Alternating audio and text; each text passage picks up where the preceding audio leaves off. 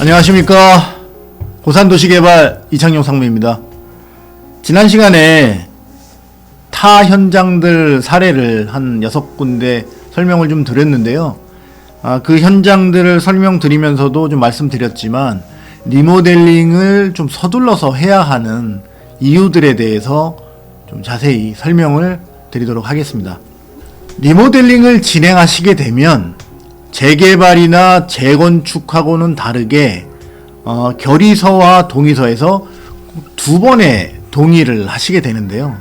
첫 번째는 뭐냐면 리모델링 결의서입니다. 요거는 전체 소유주의 3분의 2 동의를 받아야 되고요. 그 다음에 각 동별 소유자의 2분의 1 이상 과반수 이상의 동의를 받아서 총 67%의 동의가 되면 조합 설립을 이제 하도록 되어 있습니다. 그러면 이제 조합 설립이 되면 그 다음에 시공사 뽑고 그 다음에 건축 심의를 완료해서 인허가에 대한 사항이 다 완료가 되면 그 이후에 다시 한번 동의서를 받게 되어 있는데요. 그게 뭐냐면 리모델링 허가 동의서입니다. 두 번째 받는 게.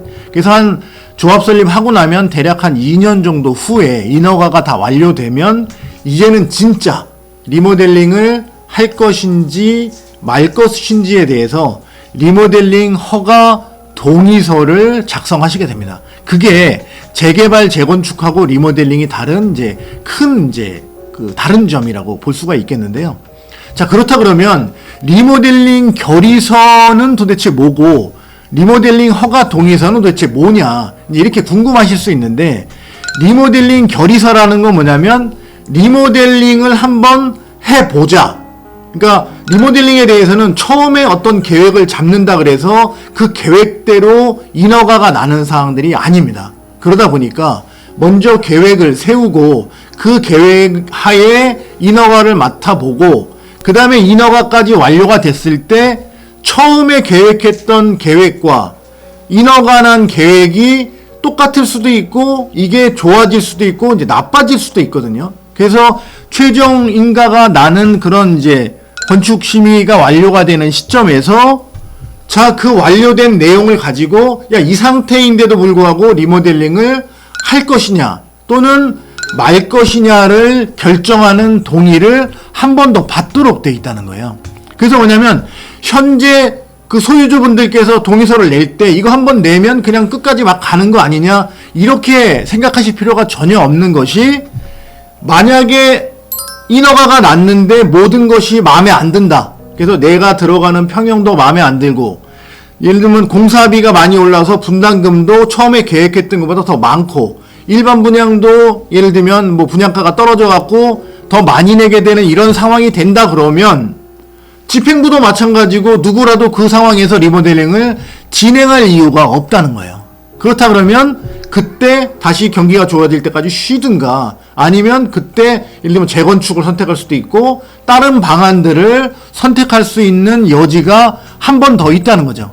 그렇다 그러면 지금 내용이 좋을 때 먼저 리모델링에 대한 이제 사업성을 확보해 놓고 가는 것이 좋기 때문에 서둘러서 진행을 하게 돼 있는데, 자, 그 내용들을 왜 그렇게 서두르느냐 하면 그게 이유가 다 있습니다. 작년 9월에서 11월 사이에 서울시 공동주택 리모델링 기본 계획에 대한 것이 주민 공람을 하고 12월 달에 최종적으로 확정이 돼서 이제 고지가 됐는데, 이 안에 보면 이런 내용들이 들어있어요. 어떤 게 들어있냐면 서울시 관계자는 재건축, 재개발과 달리 리모델링은 용적률 혜택에 따른 기부 체납에 대한 법률 등 규정이 마련되어 있지 않았다.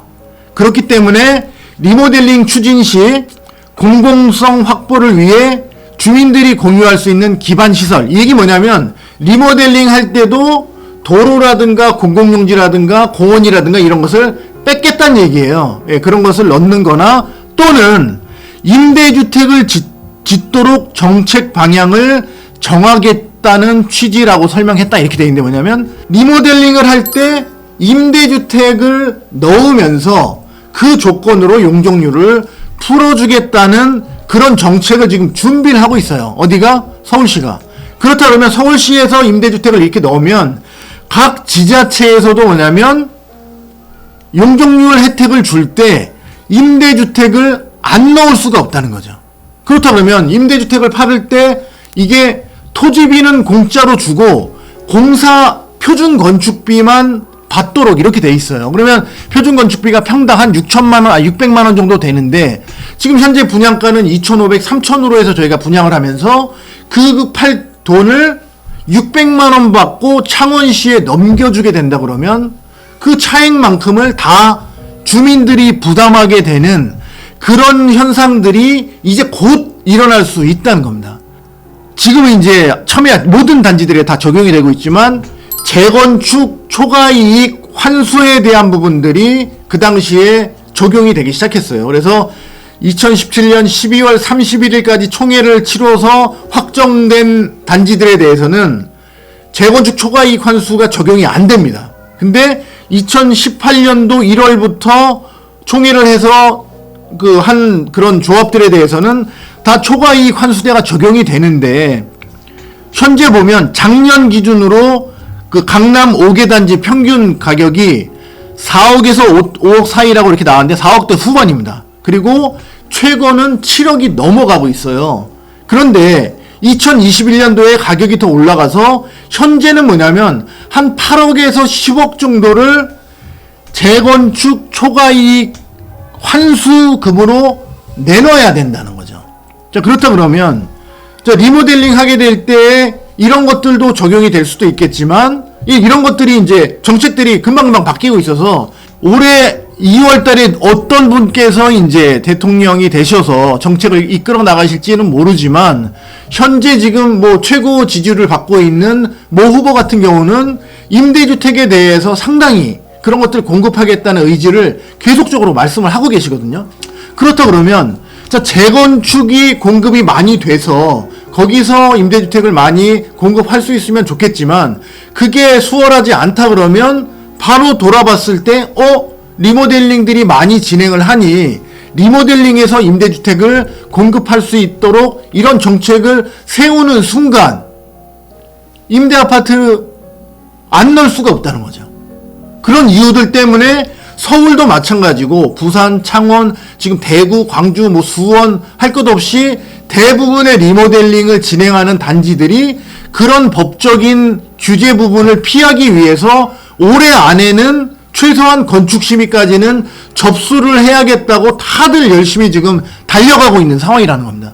그러면 앞에서도 말씀드렸지만 리모델링 지금 동의를 하는 부분이 아니라는 거예요. 지금 리모델링 뭐 어떤 결의서를 내주셨을 때 이거 가지고 뭐가 결정이 돼서 당장 이주 나가고 뭐 하는 부분들이 아니고 일단 인허가만 먼저 내기 위해서 현재 상태에서 떡을 하나 먼저 잡아놓자는 거예요.